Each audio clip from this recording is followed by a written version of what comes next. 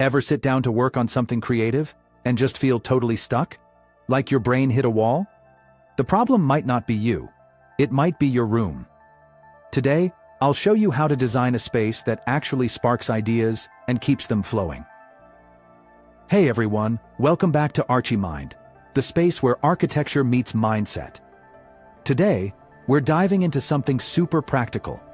A step-by-step guide on how to design a room that instantly boosts creativity. Whether you're an artist, student, designer, or just someone who wants to feel more inspired in your space, this one's for you. Step 1. Understand what inspires you.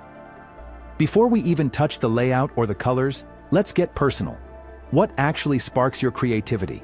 Is it nature, music, books, clean minimalism, or organized chaos?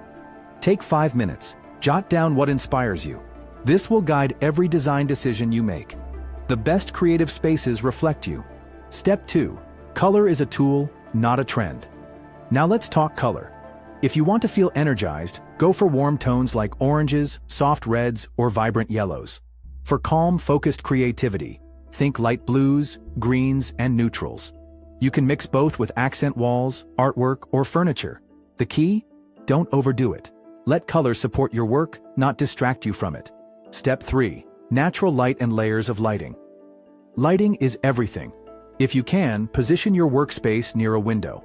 Natural light boosts mood, energy, and focus. But don't stop there. Layer your lighting. Use a bright desk lamp, a soft overhead, and maybe some LED strips or a salt lamp for ambience. Good lighting equals good thinking. Step 4. A layout that flows. Let your room work with you, not against you. Keep your creative zone clear and separate from distractions. If you draw, keep your tools within arm's reach. If you're using a computer for long hours, make sure your screen has low glare and your chair supports you. Bonus tip: leave one area in your room empty. Yes, empty. That visual breathing room helps your brain reset and focus. Step 5. Texture, nature, and a personal touch. Creativity isn't just visual, it's sensory. Add textures: a cozy rug, smooth wood, soft cushions. Bring in nature, plants, stones, even shells. Studies show biophilic design reduces stress and increases creativity. And don't forget to add a few personal items like things that make you smile. This is your space after all. So, a quick recap. 1. Know what inspires you. 2. Use color intentionally. 3. Layer your lighting. 4. Design your layout to flow. 5. Add texture, nature, and personality. And that's it. You now have the knowledge to create a space designed to fuel your creativity every time you walk in.